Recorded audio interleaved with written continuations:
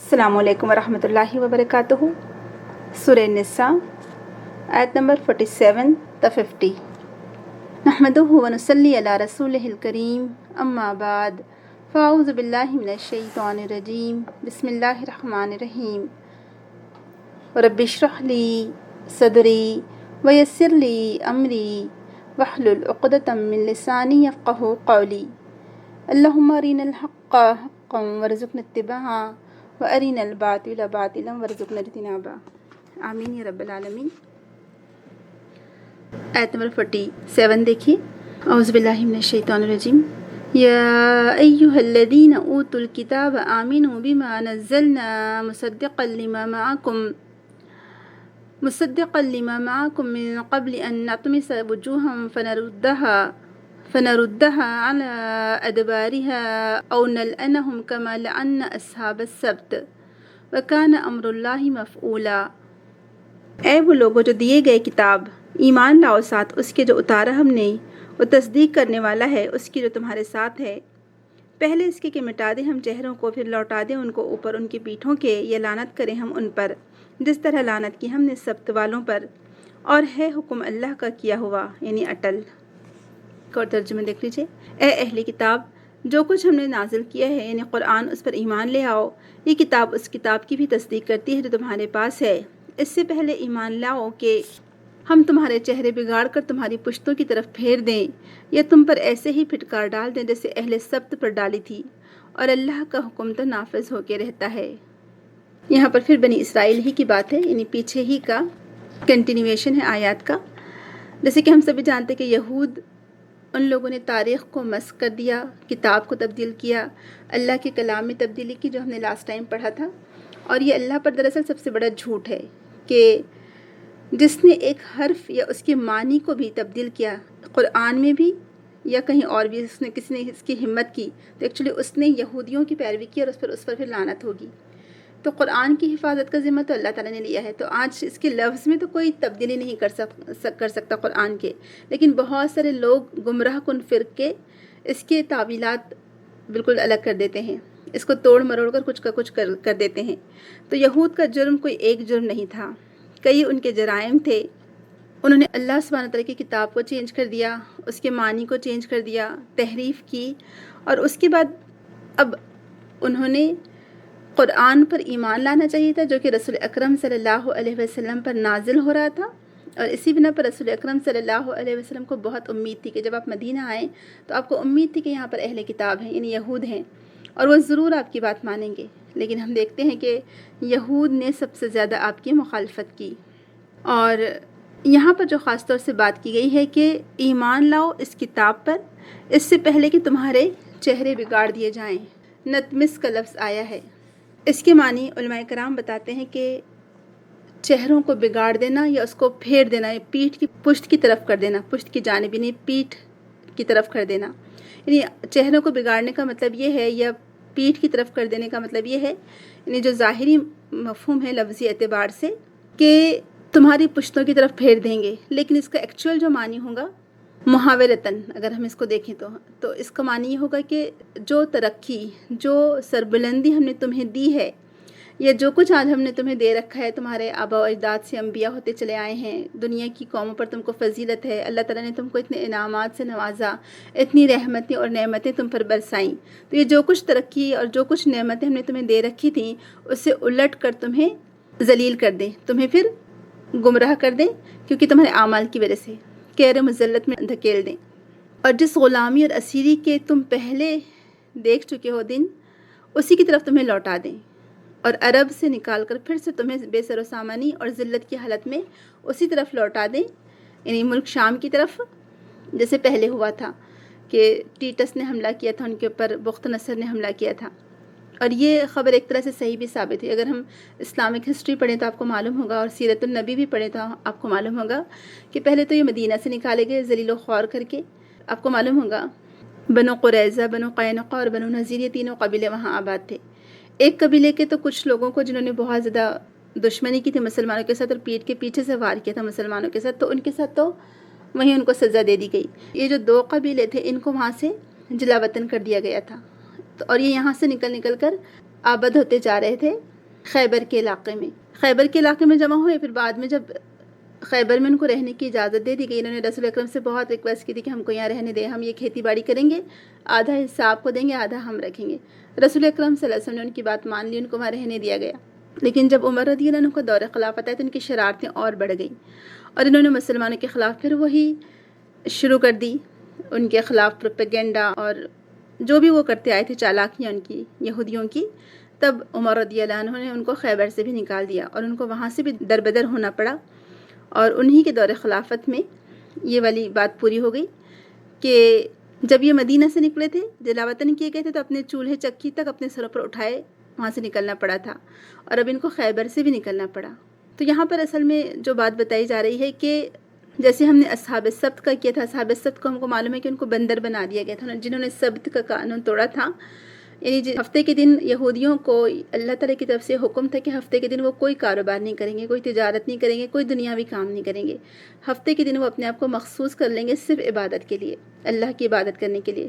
لیکن ان لوگوں نے ہیلے بہانے کر کے اس ہفتے کے دن کے قانون کو توڑ دیا تھا اور ہیلے بہانے کر کے بہت سارے کام اس دن کرتے رہتے تھے. تو اسی کی طرف ذکر کیا جا رہا ہے کہ جب سبت والے لوگوں نے ہفتے کے دن کو اس طرح کے دنیاوی کام کرنا شروع کر دیے تھے تو اللہ تعالیٰ نے ان کے چہرے بگاڑ دیے تھے اور وہ بندروں کے جیسے بنا دیے گئے تھے، اور کچھ دنوں کے بعد ان کی ڈیتھ ہو گئی تھی. تو یہاں پر بنی اسرائیل کی خستہ حالی، غلامی، ان کی رسوائی جو پہلے ہو چکی تھی، بعد میں اللہ تعالیٰ نے ان کو پھر عروج بخشا تھا. داؤد علیہ السلام کے زمانے میں داؤد اور سلیمان علیہ السلام کے زمانے میں بہت عروج ان کو ملا. اس کے بعد جب ان کی عادتیں خراب ہوئیں تو پھر ان کے پر ذلت مسلط ہو گئی. جب انہوں نے سبت کا قانون توڑا تو ان کو بندر بنا دیا گیا تھا. تو ان پر دونوں طرح سے عذاب آیا کہ یا تو ہم تمہیں دربدر کروا دیں گے، ذلیل و رسوا کریں گے، یا پھر تمہیں بندر بنا دیں گے. تو یہاں پر جو بات پتہ چلتی ہے کہ یہاں پر بندر بنانے کا تو عذاب نہیں آیا ان کو، لیکن ذلیل و رسوا کر کے خیبر سے بھی نکلوا دیا گیا.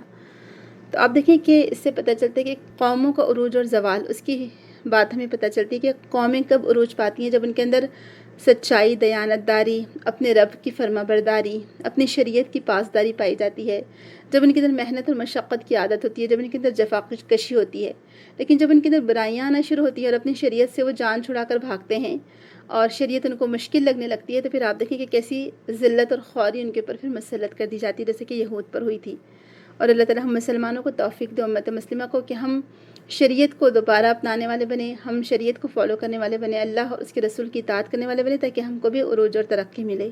تو بہرحال اس آیت سے پتہ چلتا ہے کہ اللہ تعالیٰ یہود و نصارہ کو حکم دے رہے ہیں کہ اس قرآن عظیم پر ایمان لائیں جو اللہ کے رسول پر نازل کیا گیا، جو دوسری تمام کتابوں کا نگہبان ہے. یعنی اس کے اندر تمام کتابوں کو یا اس کے مضمون کو جمع کر دیا گیا ہے. سبحان اللہ، تصدیق بھی کرتا ہے یہ ان کتابوں کی جو پہلے کے رسول لے کر آئے تھے.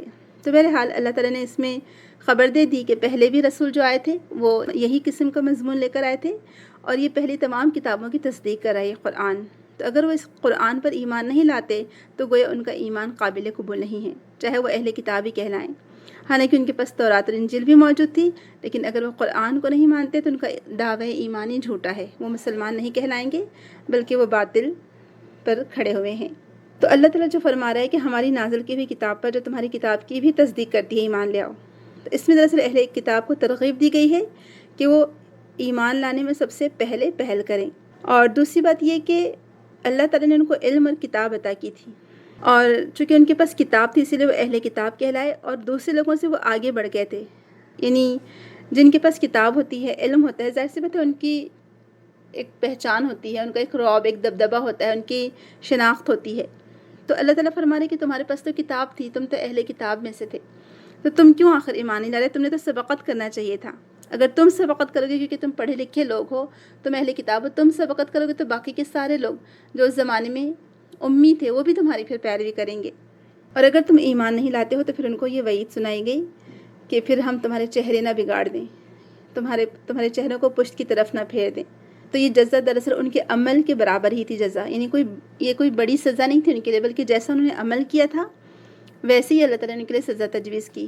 کیوں؟ کیونکہ انہوں نے حق کو چھوڑا، باطل کو ترجیح دی، اور جو حق تھا، حقائق تھے، اس کو بدل ڈالا اور باطل کو حق بنا کر اور حق کو باطل بنا کر لوگوں کے سامنے پیش کیا۔ تو ان کے اعمال کی وجہ سے جس طرح سے انہوں نے دین کو توڑ مروڑ کر پیش کیا، جس طرح انہوں نے دین کا حلیہ بگاڑ دیا تھا، دین کی شکل بگاڑ دی تھی، اسی لیے اللہ تعالیٰ نے ان کو سیم سزا کا حکم سنا ہے کہ چہروں کو بگاڑ دیا جائے گا، ان کے پیٹھ کے پیچھے پھیر دیا جائے گا۔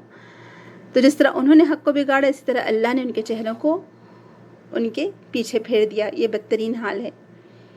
تو اصحاب السبت کے بارے میں ہم سبھی جانتے ہیں کہ اصحاب السبت وہ لوگ تھے جن کو بندر بنا دیا گیا تھا ان کے ظلم کی وجہ سے، چونکہ وہ لوگ اس دن اللہ تعالیٰ کی عبادت کرنے کی وجہ اس دن بھی وہ دنیاوی کام و کاج میں لگے رہتے تھے، تو لہٰذا ان کے چہروں کو بندر کی طرح بنا دیا گیا تھا اور ان کو ذلیل و خوار، فَقُلْنَا لَهُمْ كُونُوا قِرَدَةً خَاسِئِينَ کا لفظ آتا ہے سورہ بقرہ میں 65 آیت میں، کہ پس ہم نے ان سے کہا کہ ذلیل و خوار بندر بن جاؤ، دھتکارے ہوئے۔ تو بہرحال اللہ تعالیٰ کے قانون کے ساتھ، اللہ کی شریعت کے ساتھ مذاق کرنا یا کھلواڑ کرنا یہ معمولی جرم نہیں، یہ بہت بڑا جرم ہے۔ یہ اتنا سخت اور اتنا بڑا جرم ہے کہ جس کی سزا اللہ تعالیٰ فرما رہا ہے کہ ہم چہرے بگاڑ دیں گے، ہم چہروں کو پھیر دیں گے۔ اور جو آخرت کی سزا ہے وہ تو ہے ہی ہے، وَكَانَ أَمْرُ اللَّهِ مَفْعُولًا، اور ہے اللہ تعالیٰ کا کام کیا ہوا۔ یہ اللہ تعالیٰ کے اسی ارشاد کی مانند ہے کہ بس اللہ تعالیٰ کا حکم ہے کہ ہو جائے اور وہ چیز ہو جاتی ہے، سبحان اللہ۔ تو یہ اللہ تعالیٰ کی شان ہے اصل میں۔ تو بہرحال ہم لوگوں کو چاہیے کہ اللہ تعالیٰ کی ہر بات کو مانیں، اس کے مطابق زندگی گزاریں، اس کے مطابق ہم عمل کریں، اللہ کی فرما برداری کریں۔ جیسے ہی جو لوگ اللہ تعالیٰ کی فرما برداری سے منہ موڑتے ہیں، پھر وہ ان کی زندگی بیکار ہو جاتی ہے اور آخرت میں بھی وہ سزا پائیں گے۔ اللہ تعالیٰ سے محفوظ رکھے۔ آگے کی آیت دیکھیے، ان اللہ لا یغفر ان یشرک بہ ویغفر ما دون ذلک لمن یشاء ومن یشرک باللہ فقد افتری اثما مبینا۔ بلا شبہ اللہ نہیں بخشے گا یہ کہ شرک کیا جائے اس کے ساتھ، اور بخش دے گا جو علاوہ ہے اس کے جس کے لیے چاہے گا، اور جو شریک کرتا ہے اللہ کے ساتھ تو تحقیق گھڑا اس نے گناہ بہت بڑا۔ ایک اور ترجمہ دیکھیے، اگر اللہ کے ساتھ کسی کو شریک کیا جائے تو یہ گناہ وہ کبھی معاف نہ کرے گا، اور اس کے علاوہ جو گناہ ہے وہ جس سے چاہے معاف بھی کر دیتا ہے، اور جس نے اللہ کے ساتھ کسی کو شریک بنایا اس نے بہت بڑا بہتان باندھا۔ شرک کی بات کی گئی ہے یہ، اور یہ اتنا امپورٹنٹ ٹاپک ہے کہ ہم اس کا حق نہیں ادا کر سکتے۔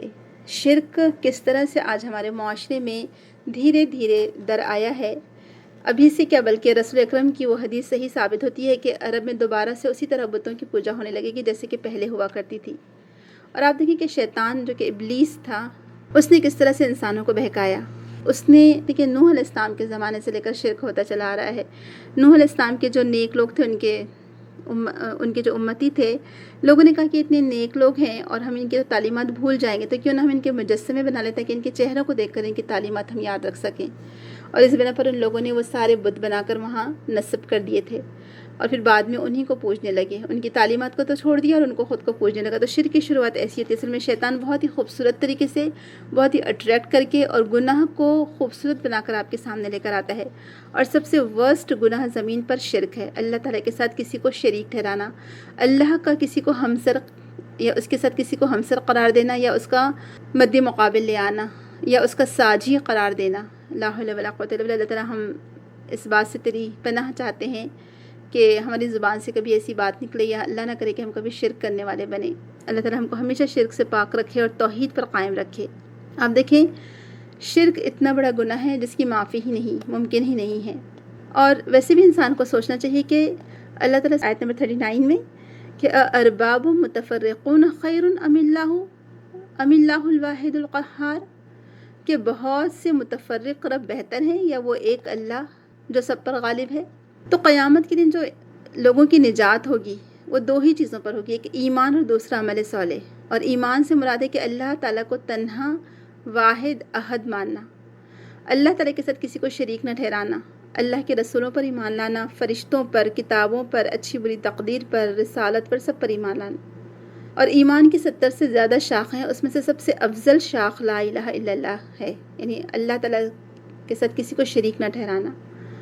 تو اب اس سے کیا پتہ چلتا ہے کہ یہ جو عقیدہ توحید ہے، یہ جو شرک سے بیزاری ہے، یہی چیز مطلوب و محبوب ہے۔ اور یہ کیسے آئے گی؟ آج اتنا عرصہ گزر جانے کے بعد ہم مسلمانوں میں بھی بہت زیادہ شرک آ چکا ہے۔ ہاں، ہم کھڑے ہوئے بتوں کی پوجا نہیں کرتے ہیں، آج کے بہت سارے لوگ وہ لیٹے ہوئے بتوں کی پوجا کرتے ہیں جو قبروں میں لیٹے ہوئے ہیں۔ آج کے دور کا شرک کچھ اور ہے، اس دور کا شرک کچھ اور تھا۔ بعض مفسرین نے بہت اچھے سے سمجھایا کہ الہ، دین اور رب، یہ جو ٹرمز آئی ہیں قرآن میں، اس زمانے میں کیا معنی رکھتی تھیں عرب کے جو لوگ تھے، کہ اگر وہ ایون کسی کو شریک ٹھہراتے بھی تھے اللہ تعالیٰ کے ساتھ، تو لیکن جب مصیبت میں آتے، جب کشتی ان کی بھنور میں پھنس جاتی طوفان میں، تو وہ صرف سارے اپنے بتوں کو چھوڑ کر یا فراموش کر کے وہ صرف ایک اللہ کی ذات کو پکارا کرتے تھے۔ تو آج کے بہت سارے مسلمانوں سے بہتر پھر بھی ہم دیکھتے ہیں کہ وہ عقیدہ تھا کہ وہ اللہ کو پکارتے تھے مشکل میں، لیکن آج کے بہت سارے مسلمان بھی جو کلمہ گو ہیں اور اقرار کرتے ہیں کہ وہ مسلمان ہیں، وہ جا کر قبروں والوں سے سیدھا دعائیں مانگتے ہیں، قبروں والوں کو پکارتے ہیں مشکل میں، پتہ نہیں کیا کیا نام رکھے ہوئے ہیں۔ سب سے بڑا مدد کرنے والا آپ بتائیے کون ہے، کس کی ذات ہو سکتی ہے؟ صرف اور صرف اللہ سبحانہ و تعالیٰ کی۔ سب سے زیادہ بڑھ کر جس کو رسپیکٹ دیا جانا چاہیے، جس کے آگے جھکنا چاہیے، چاہے عبادات ہو، چاہے معاملات ہو، جو بھی کچھ ہے وہ کس کے لیے کیا جائے، سب کچھ صرف اللہ کی خاطر۔ اور کیوں شرک کو اتنا بڑا گناہ اور اتنا بڑا جرم قرار دیا گیا ہے؟ کیونکہ یہ ایکچولی نعوذ باللہ، آپ دیکھیں کہ کوئی اپنی ماں کو پسند کرے گا کہ اپنی ماں کی بجائے کوئی اور کسی اور کو اس کی ماں بنا دیا جائے، یا دو لوگوں سے کرے کہ دو ماؤں کو تم مانو۔ جب انسان نہیں برداشت کر سکتا تو اللہ سبحانہ تعالیٰ کی ذات جو کہ خالق ہے، مالک ہے تنہا اس پوری کائنات کا، وہ کیسے اس بات کو برداشت کر سکتا ہے کہ اس کے ساتھ کسی کو ساجی بنایا جائے، اس کے ساتھ کسی کو شریک بنایا جائے؟ اور اسی لیے حدیث میں آتا ہے، جابر بن عبداللہ رضی اللہ عنہ کہتے ہیں کہ میں نے رسول اکرم کو فرماتے ہوئے سنا ہے، جس نے اللہ تعالیٰ سے اس حال میں ملاقات کی کہ اس کے ساتھ کسی کو شریک نہیں ٹھہرایا، وہ جنت میں داخل ہوگا۔ سبحان اللہ، اللہم ربنا جعلنا منہم، اللہ تعالیٰ ہمیں ان لوگوں میں شامل فرمائیں۔ اور جو اللہ تعالیٰ سے اس حال میں ملا کہ اس نے اللہ تعالیٰ کے ساتھ شرک کیا ہو، وہ جہنم میں جائے گا، اللہ تعالیٰ محفوظ رکھے۔ تو توحید کا اقرار نہ کرنے والوں کو نبی کریم صلی اللہ علیہ وسلم کی قرابت داری بھی نہیں بچا سکے گی، جن لوگوں نے توحید کا انکار کیا تھا۔ عبداللہ ابن عباس رضی اللہ عنہما کہتے ہیں کہ رسول اکرم صلی اللہ علیہ وسلم نے فرمایا، جہنمیوں میں سے ایک سب سے ہلکا عذاب ابو طالب کو ہوگا، وہ آگ کی 2 جوتیاں پہنے ہوں گے جس سے ان کا دماغ کھول رہا ہوگا، یعنی جب پانی جیسے وہ بوائل ہوتا ہے نا بہت بری طرح تیز آنچ پر، تو ایسے ہی وہ جوش کھا رہا ہوگا دماغ، یہ سب سے ہلکا عذاب ہوگا۔ تو اس سے پھر کیا پتہ چلتا ہے کہ شرک بہت ہی بڑا ناقابل معافی گناہ ہے جس کی بخشش ممکن نہیں۔ باقی کے دوسرے جو گناہ ہیں اللہ تعالیٰ چاہے تو اپنے رحم و کرم سے معاف فرما دے گا، لیکن شرک کو معاف نہیں کرے گا۔ اور اسی بنا پر آپ دیکھیں کہ شرک کی ہر جگہ مذمت آئی ہے، اور اس کے بارے میں ہمیں کوشش کرنی چاہیے، میری اور آپ کی، ہم سب کی ذمہ داری کہ ہم اپنے معاشرے میں جو پھیلا ہوا شرک ہے اس کو ہم ڈھونڈیں اور اس کو ختم کرنے کی کوشش کریں، لیکن حکمت سے۔ یا آپ لکھ کر سکتے ہیں تو لکھ کر کریں، بول کر سکتے ہیں تو بول کر کریں، یا اپنے عمل سے دکھا سکتے ہیں تو عمل سے دکھائیں، کیونکہ شرک کی معافی نہیں ہے، باقی سب معاف ہو سکتے ہیں گناہ۔ آپ سوچیں کہ ہمارے ہی پیارے جو آج کل بدعتوں میں الجھے ہوئے ہیں، کوئی بزرگوں کی، پیروں کی جو عبادت کرتے ہیں، کسی کے سامنے جھک کر بھی نہیں کھڑے رہنا چاہیے۔ اور یہ بات ثابت ہے کہ اگر آپ کسی کے لیے ایسا جھک کر کھڑے ہو رہے ہیں تو اس کا مطلب آپ نے شرک کیا، اور اسی بنا پر اس کو منع کیا گیا ہے کہ کسی کے سامنے ادب اور تعظیم سے اس طرح کھڑے نہ رہا جائے، کیونکہ اگر جو ادب اور تعظیم سے اس طرح کھڑے رہتا ہے اس کا مطلب ہے کہ وہ اللہ کے برابر سننے والے کو درجہ دے رہا ہے، اللہ تعالیٰ محفوظ رکھے اس سے۔ تو یہ شرک دراصل ہلاک کر دینے والا گناہ ہے۔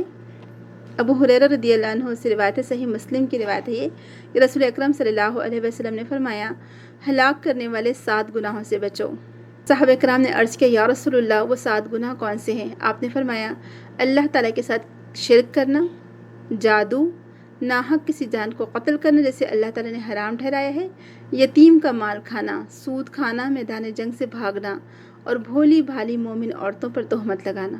سوچیں ذرا، تو شرک کی معافی نہیں ہے۔ باقی اللہ تعالیٰ چاہے تو اپنی رحمت سے بہت سارے گناہوں کو معاف فرما سکتا ہے، جیسے کہ توبہ کے ذریعے سے بہت سارے گناہ معاف ہو سکتے ہیں، نیک اعمال کے ذریعے سے پچھلی تمام برائیوں کو اللہ تعالیٰ ہو سکتا ہے ڈیلیٹ کر دے، اور نیا جو نیک اعمال ہے ہمارے اس کو وہاں ڈال دے، اور اللہ تعالیٰ چاہے تو جس کو اپنے فضل سے چاہے نوازے، جس کی چاہے مغفرت فرما دے اگر اس نے سچے دل سے توبہ کی ہوگی تو اصل چیز ہے کہ جو اگر کچھ ہو چکا، جو پہلے ہو چکا سو ہو چکا، کوئی بات نہیں، لیکن اب آئندہ نہ کرنے کا عزم کیا جائے، آئندہ نہ کرنے کا ارادہ کیا جائے، اور اللہ تعالیٰ کے ساتھ کسی کو شریک نہ ٹھہرایا جائے۔ ایک حدیث میں آتا ہے کہ قیامت کے روز مشرک روئے زمین کی ساری دولت دے کر جہنم سے نکلنا چاہے گا، لیکن ایسا اس کے لیے پاسبل نہیں ہوگا۔ انس بن مالک رضی اللہ عنہ سے روایت ہے کہ نبی کریم صلی اللہ علیہ وسلم نے فرمایا، قیامت کے روز اللہ تعالیٰ اس دوزخی سے فرمائے گا جسے سب سے ہلکا عذاب دیا جا رہا ہوگا کہ اگر تیرے پاس اس وقت روئے زمین کی ساری دولت موجود ہو تو کیا تو اپنے آپ کو آزاد کرانے کے لیے دے دے گا؟ وہ کہے گا ہاں ضرور دوں گا۔ اللہ تعالیٰ ارشاد فرمائے گا، دنیا میں میں نے تجھ سے اس کی نسبت بہت ہی آسان بات کا مطالبہ کیا تھا، یعنی بہت آسان بات کی ڈیمانڈ کی تھی، وہ یہ کہ میرے ساتھ کسی کو شریک نہ ٹھہرانا، لیکن تو نے میری یہ بات نہ مانی اور میرے ساتھ شرک کیا۔ صحیح بخاری کی روایت ہے۔ تو اس سے کیا پتہ چلتا ہے کہ شرک کرنے والا جہنمی ہے، اور جو مشرک لوگ ہوتے ہیں جو شرک کرتے ہیں ان کو بعد میں جو ایصال ثواب یعنی ان کی نیک اولاد نکلے یا تو دعائیں کرے یا ان کے نام سے کوئی اچھی مسجد یا مدرسہ بنا دے، وہ بھی ان کے حق میں قبول نہیں ہوتے ہیں۔ اللہ تعالیٰ محفوظ رکھے۔ اور یہ بھی جو ہے منع ہے ہمارے دین میں کہ کوئی ایسے آستانوں پر جا کر نذر و نیاز چڑھائی جائے، وہاں پر جانور ذبح کیے جائیں، ایسی کہیں پر بھی جو جگہوں پر جانا اور وہاں جانور ذبح کرنا، یہ بھی شرک میں آ جائے گا۔ تو بہرحال نظر بد کا یہ بیماری سے محفوظ رہنے کے لیے کوئی ایسا چھلا، من کا کڑا، زنجیر کچھ بھی لٹکانا ہے، تعویذ پہننا، یہ شرک میں آئے گا۔ اور نظر بد سے بچنے کے لیے مکان میں، گھر کے اندر گھوڑے کی نال لٹکانا یا مٹی کی کالی ہنڈیاں لٹکانا، یہ بھی شرک ہے۔ نیو بورن بیبی کو نظر بد سے بچانے کے لیے کالا دھاگا اس کے گلے میں ڈالنا یا کالا دھاگا اس کے ہاتھ میں پہنانا، یہ بھی غلط ہے، شرک میں آ جائے گا یہ۔ اور حادثات سے محفوظ رہنے کے لیے اپنے بازو پر سائیڈ میں امام ضامن باندھنا، یہ بھی شرک ہے۔ تو شرک کی بہت ساری اقسام ہیں، یہاں ہمارے ڈیٹیل میں جانے کی ہمارے پاس اتنی گنجائش نہیں ہے یا موقع نہیں ہے، لیکن ہم کو ہر قسم کے شرک سے بچنا چاہیے۔ آپ دیکھیں اللہ تعالیٰ کی ذات کے ساتھ کسی کو شریک نہ ٹھہرایا جائے۔ اور اب دیکھیں شروعات کہاں سے ہوتی ہے؟ پہلے ہمارے اسکولوں سے ہی شروعات ہوتی ہے۔ اسکولز آج کل ایسے ہیں جہاں پر یعنی سارے اسکولز مسلم اسکولز نہیں ہیں، وہاں پر ہر قسم کی تعلیم دی جاتی ہے، چاہے وہ ان کے دیوتاؤں کو پوجنا ہو، چاہے وہ عیسیٰ علیہ السلام ہو، چاہے کرسچن مشنریز کے اسکول ہوں، چاہے وہ دوسرے اور قسم کے اسکول ہوں، انڈین اسکول ہوں، وہاں پر ہر طرح سے کسی نہ کسی طریقے سے شرک ضرور شامل ہے۔ اگر آپ کے بچے کی تعلیم و تربیت صحیح نہیں ہے، عقیدہ پختہ نہیں ہے، تو وہاں سے بہکنے کے بہت سارے چانسز ہیں۔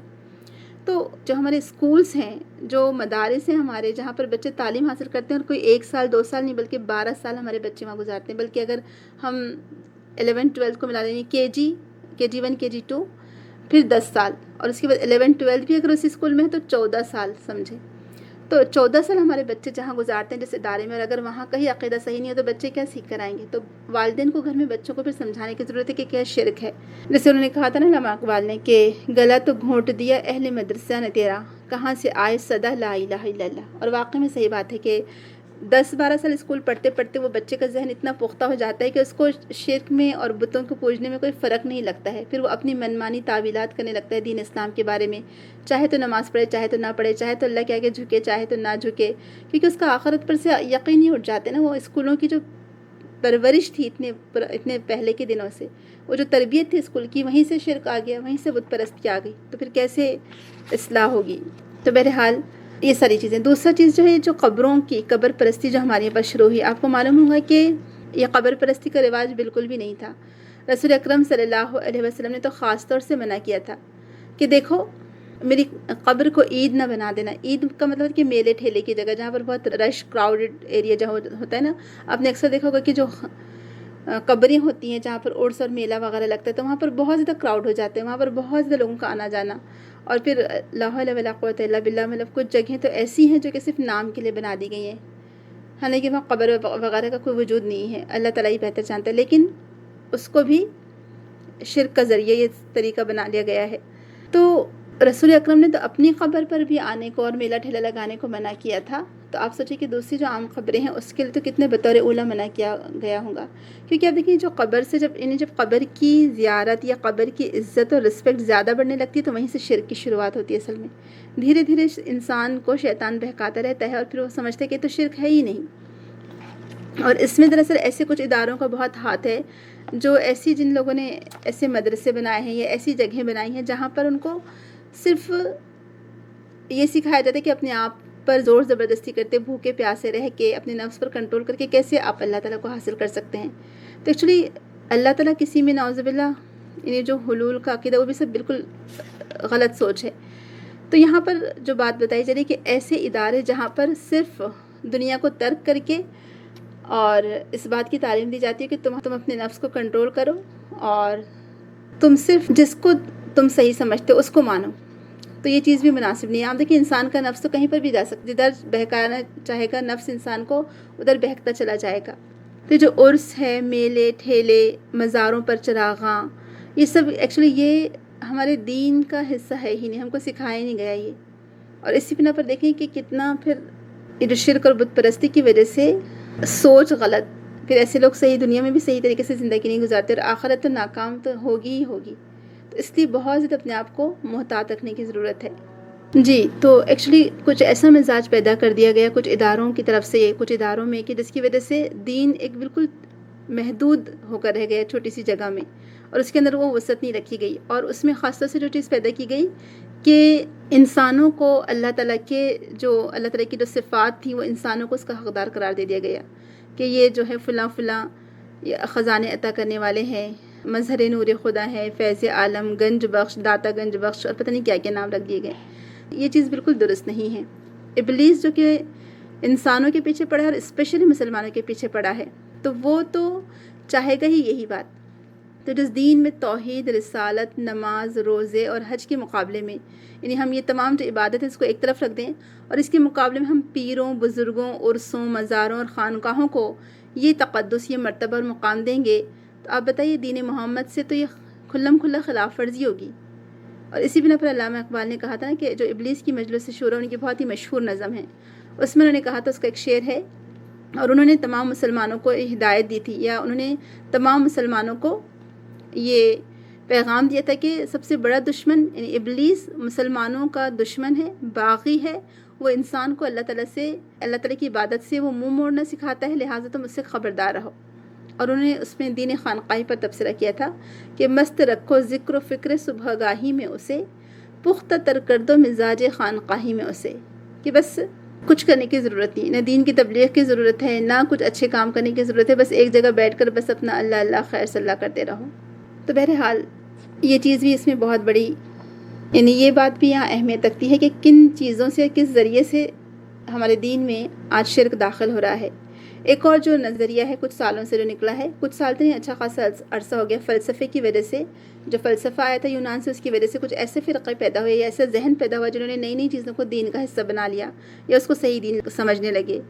فلسفہ وحدت وجود، وحدت الشہود اور حلول کا جو عقیدہ ہے، یہ بھی اسی کے ذریعے سے ہے. اس میں کانسیپٹ یہ ہوتا ہے کہ انسان عبادات اور ریاضت کے ذریعے سے ایک اعلیٰ مقام پر پہنچ جاتا ہے، اور پھر اب وہ بیچ میں کوئی باقی نہیں رہتی کوئی چیز، اور ہر چیز میں اللہ نظر آنے لگتا ہے. کہتے ہیں نا کہ ہر چیز میں اللہ موجود ہے، ہر جگہ اللہ موجود ہے، ہر چیز میں اللہ تیرا جلوہ نظر آ رہا ہے. نعوذ باللہ اس طرح کی باتیں کرنا، اے خدا تو ہی تو ہر جگہ، ایسے کچھ اشعار بھی پڑھے جاتے ہیں. تو یہ چیز ایکچولی شرکی عقیدہ ہے جس کو وحدت الوجود کا عقیدہ کہتے ہیں. تو یہ چیز بھی جائز اور درست نہیں ہے. اور پھر اور بھی اس میں بہت سارے ہیں. تو ہم کو ان سب سے بچتے ہوئے ہمیں کون سی توحید پر ایمان لانا ہے؟ ایک تو توحید کی اہمیت کو ہم کو سمجھنا ہے، شرک کی جو مذمت کی گئی ہے اس کو ہمیں سمجھنا ہے کہ شرک کتنا بڑا گناہ ہے اور شرک کی معافی نہیں ہے، اور شرک کرنے والے جہنم میں جائیں گے. جابر بن عبداللہ رضی اللہ عنہ کہتے کہ جس نے اللہ تعالیٰ سے اس حال میں ملاقات کی کہ اس کے ساتھ کسی کو شریک نہیں ٹھہرایا وہ جنت میں داخل ہوگا، اور جس نے شرک کیا ہوگا وہ جہنم میں داخل ہوگا. تو بہرحال توحید کی اپنی اس کا ایک الگ ہی ٹاپک ہے، لہٰذا ہم کو اس پر ایمان لانا چاہیے. اسی لیے تینوں قسم کی توحید جس کو علماء کرام نے ڈسٹریبیوٹ کیا ہے، توحید ربوبیہ یعنی توحید ذات، یعنی اللہ تعالیٰ اپنی ذات میں اکیلا اور بے مثل ہے، اس کی کوئی بیوی ہے، نہ اولاد ہے، نہ ماں باپ ہے. پھر اللہ تعالیٰ نہ کائنات کی کسی جاندار یا بے جان چیز میں ملا ہوا ہے، نہ اس کا جز ہے، نہ کائنات کی کوئی جاندار یا بے جان چیز اللہ تعالیٰ کی ذات میں جڑی ہوئی ہے یا اس کا جز ہے. پھر اللہ تعالیٰ کی ذات اول سے لے کر آخر تک باقی رہنے والی، یعنی ابدی ہے اللہ تعالیٰ کی ذات، جو آخر بھی ہے اول بھی ہے، جسے فنا نہیں ہے. اور اللہ تعالیٰ ہم کو ہماری نگاہوں سے بھی نظر نہیں آتا ہے، لیکن قیامت کے دن اللہ تعالیٰ ہم کو یہ اختیار دے گا، ہماری آنکھوں کو وہ بصیرت دے گا کہ ہم اللہ تعالیٰ کا دیدار بھی کر سکیں گے انشاءاللہ تعالیٰ. پھر اللہ تعالیٰ عرش عظیم پر استوا علی العرش ہے. اللہ سبحانہ تعالیٰ، یہ ہمارا عقیدہ ہونا چاہیے کہ اللہ تعالیٰ عرش پر مستوی ہے، اور قیامت کے دن ہم ضرور اللہ تعالیٰ کا دیدار کریں گے. اور دوسرا جو توحید عبادت ہے کہ ہماری تمام نظر نیاز، عبادات، تمام قسم کی عبادت، زبانی، مالی، جسمانی، صرف اللہ تعالیٰ کے لیے مخصوص ہو، کوئی اس میں اس کا شریک نہ ہو. اور ایک صحیح مسلم کی روایت ہے، عبداللہ بن عباس رضی اللہ عنہما کہتے ہیں کہ نبی کریم صلی اللہ علیہ وسلم ہمیں قرآن مجید کی کسی صورت کی طرح تشہد بھی سکھایا کرتے تھے. آپ صلی اللہ علیہ وسلم فرماتے، یعنی التحیات کا جو معنی ہے التحیات للہ والصلوات والطیبات، کہ تمام زبانی بابرکت عبادتیں اور تمام بدنی اور مالی عبادتیں اللہ تعالیٰ ہی کے لیے ہے. اے نبی صلی اللہ علیہ وسلم، آپ پر سلامتی ہو اور اللہ تعالیٰ کی رحمتیں اور برکتیں نازل ہوں. سلام ہو ہم پر اور اللہ تعالیٰ کے نیک بندوں پر۔ میں گواہی دیتا ہوں کہ اللہ تعالیٰ کے سوا کوئی الہ نہیں، اور میں گواہی دیتا ہوں کہ محمد صلی اللہ علیہ وسلم اللہ کے رسول ہیں۔ یہ صحیح مسلم کی روایت ہے۔ تو یہ جو اتحیات کے تعلق سے یہ جو من گھڑت حدیث ہے، جھوٹی حدیث جو سب جگہ سرکولیٹ ہوتی ہے کہ اتحیات کا جو تحفہ ہے وہ رسول اکرم کو آسمانوں پر ملا تھا، تو نہیں، ایسا نہیں ہے۔ اتحیات یہاں دنیا میں ہی سکھائی تھی رسول اکرم صلی اللہ علیہ وسلم نے تمام صحابہ کو۔ تو توحید عبادت یہ ہے کہ ہم اللہ تعالیٰ کے ہی لیے سب کچھ کریں، ہماری عبادات، ہمارے سب نظر و نیاز سب اللہ تعالیٰ کے لیے ہو۔ اسی لیے کہا گیا، علماء کرام کہتے ہیں کہ نماز کی طرح قیام یا بے حس و حرکت بادب ہاتھ باندھ کر کسی اور کے لیے کھڑے ہونا بالکل جائز اور درست نہیں ہے۔ کسی انسان کے سامنے آپ بالکل ایسا بادب نظریں جھکا کر یا سر جھکا کے کھڑے نہیں ہو سکتے، یہ بھی عبادت میں شامل ہو جائے گا، کیونکہ اللہ تعالیٰ کیا فرماتا ہے، حافظوا علی الصلوات والصلاۃ الوسطی وقوموا للہ قانتین، اپنی نمازوں کی حفاظت کرو اور خاص طور پر نماز عصر کی، اور اللہ تعالیٰ کے سامنے اس طرح ادب سے کھڑے ہو جیسے فرما بردار غلام کھڑے ہوتے ہیں۔ تو اس سے پتہ چلتا ہے کہ ادب اور فرما برداری کے ساتھ جو کھڑے ہونا ہے وہ صرف اللہ تعالیٰ کے آگے کھڑے ہونا ہے۔ اور معاویہ رضی اللہ عنہ نے کہا کہ میں نے رسول اکرم صلی اللہ علیہ وسلم کو فرماتے ہوئے سنا ہے کہ جو شخص یہ پسند کرے کہ لوگ اس کے سامنے تصویر کی طرح کھڑے رہیں، یعنی ادب کے ساتھ کھڑے ہو جائیں، وہ اپنی جگہ جہنم میں بنا لے۔ لا حول ولا قوت الا باللہ، صحیح حدیث ترمذی کی ہے۔ تو رکوع اور سجدے، نظر و نیاز صرف اللہ تعالیٰ کے لیے مخصوص ہے۔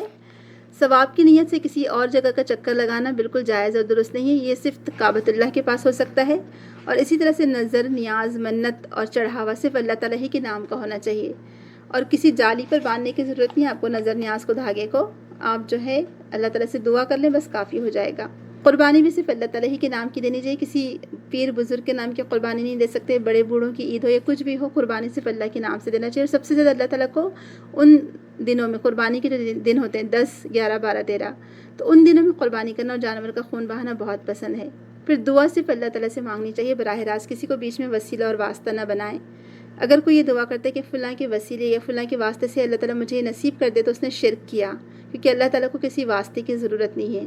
پھر پناہ بھی صرف اللہ تعالیٰ ہی سے مانگنی چاہیے، توکل اور بھروسہ بھی اللہ تعالیٰ کی ذات پر ہو، اور اسی طرح سے رضا اور خوشنودی بھی صرف اللہ تعالیٰ کی طلب کرنی چاہیے، کسی انسانوں کی نہیں۔ تمام محبتوں پر اللہ کی محبت غالب آنی چاہیے، اللہ تعالیٰ سے ایسی محبت ہے جیسے ہم اپنے والدین سے یا اپنے بچوں سے کرتے ہیں۔ اور ہر معاملے میں، چاہے وہ دین کا معاملہ ہو چاہے دنیا کا معاملہ ہو، اللہ تعالیٰ ہی سے دعا مانگے اور اللہ تعالیٰ ہی کی اطاعت اور فرما برداری کریں۔ اور تیسری جو صفت ہے توحید صفات، توحید اسماء و صفات کہتے ہیں جس کو، کہ کائنات کی ہر چیز کا حقیقی مالک اور بادشاہ صرف اللہ تعالیٰ ہے، اور اسی کے حکم سے اور اس کی حکمت سے دنیا میں تمام کاروبار چل رہا ہے، اور تمام کائنات کا انتظام اللہ تعالیٰ سے سنبھالے ہوئے تمام امور، تمام جو کام ہیں کائنات کے، اس کا ذمہ دار صرف تنہا اللہ سبحانہ تعالیٰ کی ذات ہے، اور زمین اور آسمانوں کے تمام خزانوں کا مالک صرف اللہ تعالیٰ ہے۔ قیامت کے روز سفارش کرنے کی اجازت یا نہ دینے کی، سفارش قبول کرنے نہ کرنے کا سارا اختیار صرف اللہ تعالیٰ کو ہے، کسی نبی، پیر یا بزرگ اور ولی کو نہیں ہے۔ اللہ تعالیٰ جس کی چاہے گا اس کے اذن سے ہی کسی کی سفارش ہو سکے گی، اور قیامت کے روز جزا یا سزا دینے کا اختیار صرف اللہ تعالیٰ ہی کو ہوگا، اور گناہ معاف کرنے یا نہ کرنے کا اختیار بھی اللہ تعالیٰ کے پاس ہوگا۔ تو یہ اللہ تعالیٰ کی اسماء و صفات ہیں، اور علم غیب صرف اللہ تعالیٰ کے پاس ہے، یہ ہمارا عقیدہ ہونا چاہیے۔ شریعت سازی، حلال و حرام اور جائز و ناجائز کے تعین کا اختیار صرف اللہ تعالیٰ ہی کو ہے، یعنی کوئی انسان خود سے یا خود ساختہ طریقوں سے کسی چیز کو جائز یا ناجائز نہیں کر سکتا ہے، اور ایصال ثواب کو بھی مشرک کو کوئی فائدہ نہیں ہوگا۔ تو بہرحال شرک کی کوئی ایک قباحت نہیں، کئی قباحتیں ہیں، ہمیں چاہیے کہ ہم شرک سے بچنے کی کوشش کریں اور توحید پر قائم رہیں۔ تو شرک سب سے بڑا گناہ ہے۔ آگے بڑھنے سے پہلے تھوڑا سا دیکھ لیتے ہیں، ہم دیکھتے ہیں کہ اس زمانے میں بھی، یعنی یہود و نصارہ میں، وہ لوگ بھی شرک میں مبتلا ہو گئے تھے، یا انہوں نے عزیر علیہ السلام کو اللہ کا بیٹا قرار دیا تھا، اور بھی بہت سارے بت انہوں نے بنا لیے تھے اپنے دل میں یا پھر زبان سے یا اپنی سوچ میں، کئی ان کے بت تھے، اور ان کو اسلام کی پابندیاں پسند نہیں آتی تھی۔ تو یہاں پر ہم دیکھتے ہیں کہ جو اوپر اللہ تعالیٰ نے فرمایا کہ اے اہل کتاب شرک سے باز آ جاؤ، اور اے اہل کتاب تم ضد اور ہٹ دھرمی چھوڑ کر اسلام قبول کر لو، تمہارے سب گناہ معاف کر دیں گا اللہ تعالیٰ۔ اصل میں اسی کا کنٹینیوشن ہے کہ سب سے پہلے تمہیں شرک کو چھوڑنا چاہیے تھا، جبکہ تم ہی شرک میں مبتلا ہو گئے ہو۔ اور ایک بار رسول اکرم صلی اللہ علیہ وسلم سے عدی بن حاتم نے پوچھا تھا، جب یہ قرآن کی آیت نازل ہوئی تھی کہ انہوں نے اپنے ارباب کو اللہ کے علاوہ اپنا رب بنا لیا ہے، تو انہوں نے کہا کہ یا رسول اللہ کیسے ہم نے رب بنایا، اپنے علماء کو ہم نے تو رب نہیں بنایا۔ تو اللہ کے رسول صلی اللہ علیہ وسلم نے فرمایا تھا کہ اے عدی، کیا تم اپنے علماء کو جو کچھ وہ کہتے ہیں ان کے حلال کو حلال اور ان کے حرام کو حرام نہیں جانتے؟ تو کہا کہ ہاں یا رسول اللہ یہ تو ہم کرتے. تو کہا کہ یہی تو شرک ہے، یہی تو اللہ تعالیٰ کے ساتھ کوئی اور ارباب کو لا کر کھڑے کر دینا ہے اللہ کے علاوہ. ٹھیک ہے، تو اپنے علماء کو یا اپنے ایسے لوگوں کو جن کو آپ مانتے ہو، جن کی آپ کی نظر میں بہت اہمیت ہو، ان کو اللہ اور اس کے رسول سے بڑھ کر سمجھ لینا، یا ایسا سمجھنا چاہیے کہ ایسے جو بزرگ ہیں، بڑے لوگ گزرے ہیں، ان کو ہر قسم کا درجہ دے دینا کہ وہ جو کہیں گے بس وہی صحیح ہے، جو وہ نہیں کہیں گے وہ ہم نہیں کریں گے، چاہے وہ اللہ اور اس کے رسول کہتے بھی ہوں تو ہم نہیں مانیں گے. تو یہ بھی اصل میں شرک ہو جائے گا. تو یہی اہل کتاب کا شرک تھا کہ انہوں نے کیا کیا تھا، سستی نجات کے عقیدے ان لوگوں نے ایجاد کر لیے تھے. تو بہرحال یہ آیت دراصل ان لوگوں کے لیے ایک طرح سے خوشخبری بھی کہ جن لوگوں نے پہلے شرک کر لیا وہ توبہ کر لیں کہ انہ من یشرک باللہ فقد حرم اللہ علیہ الجنۃ ومأواہ النار. سورہ مائدہ کی آیت ہے کہ جس نے اللہ تعالیٰ کے ساتھ کسی کو شریک ٹھہرایا اس کے اوپر اللہ تعالیٰ نے جنت حرام کر دی اور وہ اس کا ٹھکانہ جہنم ہوگا. اور پھر لیکن اللہ تعالیٰ یہ بھی فرماتے کہ میرے بندوں سے کہہ دو کہ وہ میری ذات سے مایوس نہ ہو جائے، میں سمندر کے برابر بھی اگر ان کے کوئی گناہ ہے تو وہ میں معاف فرما دوں گا. تو اب تک جو ہو چکا سو ہو چکا، اب آئندہ سے کیا کیا جائے، توبہ کی جائے اور اللہ تعالیٰ کے ساتھ کسی کو شریک نہ ٹھہرایا جائے. آگے دیکھیے، أَلَمْ تَرَ إِلَى الَّذِينَ يُزَكُّونَ أَنفُسَهُمْ بَلِ اللَّهُ يُزَكِّي مَن يَشَاءُ وَلَا يُظْلَمُونَ فَتِيلًا انظُرْ كَيْفَ يَفْتَرُونَ عَلَى اللَّهِ الْكَذِبَ وَكَفَى بِهِ إِثْمًا مُبِينًا. کہ نہیں دیکھا آپ نے طرف ان لوگوں کی جو پاک کہتے ہیں اپنے آپ کو، بلکہ اللہ ہی پاک کرتا ہے جسے چاہتا ہے، اور نہیں ظلم کیے جائیں گے وہ تاگے برابر بھی. دیکھیے کیسے گھڑتے ہیں وہ اللہ پر جھوٹ، اور کافی ہے یہ افطرا باندھنا گناہ ظاہر کا. ترجمہ دیکھ لیجئے. کیا آپ نے ان لوگوں کی حالت پر بھی غور کیا جو اپنی پاکیزگی نفس کا دم بھرتے ہیں، حالانکہ پاک تو اللہ ہی کرتا ہے جسے چاہتا ہے، اور ان پر ذرہ برابر بھی ظلم نہیں کیا جائے گا. دیکھیے یہ لوگ خود ساختہ جھوٹ کو اللہ کے ذمہ لگا دیتے ہیں، اور یہی ایک گناہ ان کے صریح گناہ گار ہونے کے لیے کافی ہے، یہ ہونے پر کافی دلیل ہے. اب یہ دراصل اللہ تعالیٰ کی طرف سے اپنے بندوں پر تعجب کا اظہار ہے. ان یہود و نصارہ کے لیے ایک طرح سے ان کو وارن کیا جا رہا ہے، ان کو زجر و توبیخ کی جا رہی ہے، جو اپنے آپ کو بڑے پاکیزہ قرار دیتے تھے، جو کہتے تھے کہ نحن ابناء اللہ و احباؤہ، کہ ہم تو اللہ کے بیٹے ہیں اور بڑے چہیتے ہیں. سورہ مائدہ کی آیت ہے. پھر وہ کہتے تھے کہ لن يدخل الجنۃ الا من کان ہودن او نصارا، کہتے تھے کہ جنت میں صرف وہی داخل ہوگا جو یہودی یا نصرانی ہوگا. تو یہ ان کا دعویٰ جس پر کوئی دلیل نہیں تھی ان کے پاس، یعنی اپنے آپ کو بڑا سمجھنا، اپنے آپ کو بہتر سمجھنا، اور سارے لوگوں کو حقیر اور کمتر سمجھنا. کام کچھ کیا نہیں، عمل کچھ کیے نہیں، بس صرف اس بات پر بڑا ایک غرہ کہ ہم تو انبیاء کی اولاد ہیں، ہم تو بخشے بخشائے ہیں، ہم تو چوزن پیپل ہیں، ہم تو جہنم میں نہیں جائیں گے، اور جہنم کی آگ تو ہم کو چھوئے گی بھی نہیں کیونکہ ہم انبیاء کی اولاد میں سے ہیں. تو انبیاء کی اولاد میں سے ہونا کوئی کام میں نہیں آتا. اور اللہ تعالیٰ فرما رہے کہ اپنی پاکیزگی نفس کا دم نہ بھرو، یعنی خود اپنے آپ کو بہت پاکیزہ مت قرار دو، اپنے منہ میاں مٹھو بننا، خیالی پلاؤ بنانا، اپنے آپ کی تعریف کرنا. تو ان لوگوں نے بھی دراصل اپنے علماء کو ایک تو بہت بڑا درجہ دے دیا تھا، اور خود اپنی وہ شیخی میں آ کر کہتے تھے کہ ہم تو بہت اللہ تعالیٰ کے چہیتے ہیں، ہم کو تو جہنم کی آگ بالکل نہیں چھوئے گی. شیخی میں آ کر وہ کہا کرتے تھے. اور چونکہ ہم اللہ تعالیٰ کے چہیتے ہیں اور پیغمبروں کی اولاد ہیں، لہٰذا ہم سب سے پاکیزہ ہوئیں، ہم سب سے پاکیزہ نفوس کے مالک ہیں. اپنے ہی آپ کو بہتر کہنا. اور نصارہ نے دراصل عیسیٰ علیہ السلام کو نعوذ باللہ اللہ تعالیٰ کا حصہ قرار دے دیا، اور یہودیوں نے عزیر علیہ السلام کو اللہ تعالیٰ کا بیٹا قرار دے دیا. تو اب یہ جو ہے اصل میں اپنے اپنے خود ساختہ عقیدے تھے ان کے. اور عیسیٰ علیہ السلام کے تعلق سے ان کا جو کانسیپٹ تھا کہ عیسیٰ علیہ السلام نے ہم سب کی طرف سے اپنی جان اللہ تعالیٰ کے ہاتھوں دے دی، یہ اپنی سولی پر لٹک گئے، اور اس کی وجہ سے ہم سب کے گناہ معاف ہو گئے. پوری امت جو بنی اسرائیل تھی، یعنی نصارہ جو تھے، وہ کہتے کہ ہمارے گناہ معاف ہو گئے کیونکہ عیسیٰ علیہ السلام صلیب پر چڑھ گئے اس وجہ سے. تو یہ عقیدہ بھی بالکل غلط ہے. تو اللہ تعالیٰ فرما رہے کہ اپنے منہ سے اپنی تعریف مت کرو، اپنے منہ میاں مٹھو نہ بنو. پاکیزہ تو صرف وہ ہے جو اللہ تعالیٰ کے سامنے معتبر ہو، جو اپنے گناہوں کی معافی طلب کرے، جو اللہ تعالیٰ کے سامنے جھکے، گڑ گڑائے، جو اپنے گناہوں سے لوٹ آئے، جو گناہوں سے اپنے آپ کو پاک رکھے گا وہی پاکیزہ ہوگا. بہرحال یہ یہود و نصارہ کی طرح مسلمانوں میں بھی یہ عقیدہ عام ہو گیا کسی نہ کسی طرح کہ کچھ لوگ اپنے آپ کو سید اور آل رسول کہتے ہیں، اور کہتے ہیں کہ ہماری پشت ہی پاک ہے، یعنی ہم پشت در پشت پاک لوگوں میں سے ہیں. اور یہی عقیدہ یہود کا تھا کہ ہم انبیاء کی اولاد میں سے ہیں. پھر کچھ لوگوں نے اس دنیا میں ایسے دروازے بنا دیے، بہشتی دروازہ وغیرہ قسم کے، جہاں سے گزرے تو کہتے ہیں کہ یعنی کتنا عجیب کانسیپٹ آپ دیکھیں کہ صرف وہ دروازے سے گزر جانے سے مطلب آپ جنت کے مستحق ہو گئے۔ اگر جنت اتنی سستی ہوتی اور اتنی آسانی سے ملنے والی ہوتی تو صحابہ کرام مکہ چھوڑ کے مدینہ کیوں آتے، اپنے کاروبار کیوں چھوڑتے، اپنا شہر کیوں چھوڑتے، اپنا وطن کیوں چھوڑتے؟ لیکن رسول اللہ کے ساتھ سب کے سب صحابہ بھی آ گئے تھے مکہ سے مدینہ۔ تو جنت اتنی سستی نہیں ہو سکتی ہے۔ تو اپنے منہ سے ایسی بات کہنا دراصل بالکل جھوٹ بات ہے، اور انہوں نے خود گھڑ کر اللہ کے ذمے یہ جھوٹ لگا دیا ہے۔ تو ان کے دوسرے گناہوں کو تو چھوڑیے کہ ایک یہ گناہ ہی ان کے لیے، ان کے گناہ گار ہونے کے لیے کافی ہے، ثبوت کے لیے کافی ہے کہ انہوں نے اللہ کے ساتھ کسی کو شریک ٹھہرا لیا۔ یہ اپنے آپ کو یہ سمجھتے رہے کہ وہ اللہ کے چہیتے ہیں اور ان کو کوئی نقصان نہیں پہنچے گا۔ تو یہاں پر جو کہا گیا کہ ولی اللہ یزکی من یشاء، کہ اللہ تعالیٰ ہی جس کو چاہتا ہے پاک کرتے ہیں، ایمان و عمل صالح کے ساتھ اخلاق رذیلہ ترک کرنے اور اخلاق حسنہ کو اختیار کرنے کی بنا پر اللہ تعالیٰ ان کو پاک کرتا ہے۔ یعنی اللہ کے نزدیک پاک کون ہے پھر؟ کہ جو اچھے اخلاق کو اپنائے گا، جو اللہ اور اس کے رسول پر ایمان لائے گا، جو عمل صالح کرے گا، وہ مسلمان ہے۔ اس کے علاوہ جو لوگ ہوں گے وہ مسلمان نہیں ہیں۔ اور ہم کو یہاں دعا بھی کرتے رہنا چاہیے اصل میں کہ اللہم آتی نفسی تقواہا وزکیہا انت خیر من زکاہا انت ولیہا و مولاہا۔ تو اپنے نفس کی پاکیزگی کا دم ہمیں نہیں بھرنا ہے، اللہ تعالیٰ ہی جسے چاہتا ہے تقویٰ عطا کرتا ہے۔ تو اللہ تعالیٰ ہم تجھ سے اپنے نفس کا تقویٰ چاہتے ہیں اور اس کا تزکیہ چاہتے ہیں، جیسے کہ اس کی تزکیہ ہونا چاہیے، وخیر من زکاہا، کہ جیسا وہ خیر ہے اس میں یہ خیر کی طرف وہ لے جاتا ہے۔ تو اللہ تعالیٰ ہم کو اپنے نفس کا تزکیہ کرنے والا بنا۔ اور یہ جو بات اللہ تعالیٰ نے فرمائی کہ ان کے اوپر ولا یظلمون فتیلا، ان پر ذرہ بھر بھی ظلم نہیں کیا جائے گا۔ فتیلہ دھاگے کو کہتے ہیں، اصل میں دھاگا کتنا باریک ہوتا ہے، آپ دیکھیں بعض اوقات تو دکھائی بھی نہیں دیتا ہے، اور جو کھجور کی گٹھلی کے ساتھ لگا ہوتا ہے، آپ دیکھو کہ پتلی سی جھلی ہوتی ہے لگی ہوئی، اور ہاتھ رگڑنے سے جو میل کی باریک بتی سی بنتی ہے اس مقدار میں بھی ان پر ظلم نہ ہوگا۔ سوچے سبحان اللہ، اللہ تعالیٰ فرما رہا ہے کہ اگر کوئی شرک چھوڑ کر، اور شرک کو ظلم سے تعبیر کیا گیا ہے، اور یہ حدیث سے ثابت ہے کہ شرک کو ظلم کہا گیا، کیونکہ ظلم کا مطلب کیا ہوتا ہے؟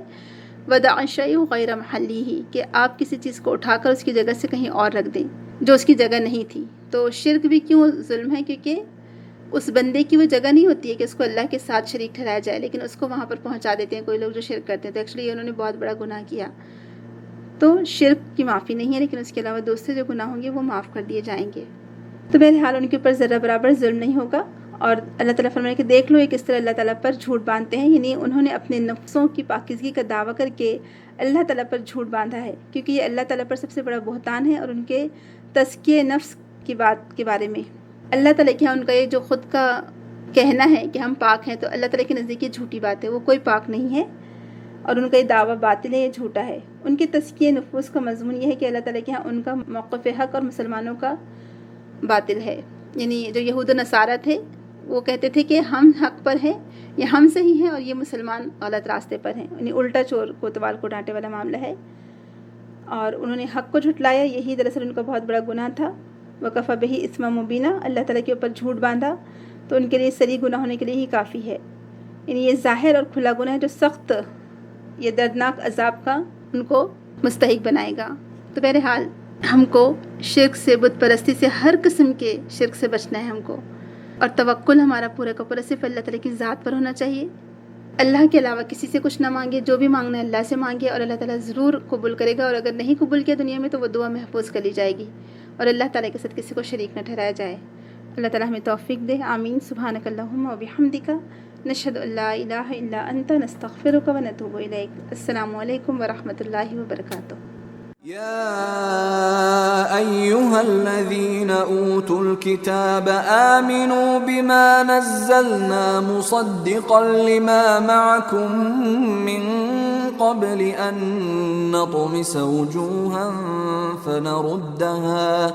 فنردها على أدبارها أو نلعنهم كما لعنا أصحاب السبت وكان أمر الله مفعولا إن الله لا يغفر أن يشرك به ويغفر ما دون ذلك لمن يشاء ومن يشرك بالله فقد افترى إثما عظيما ألم تر إلى الذين يزكون أنفسهم بل الله يزكي من يشاء ولا يظلمون فتيلا انظر كيف يفترون على الله الكذب وكفى به إثما مبينا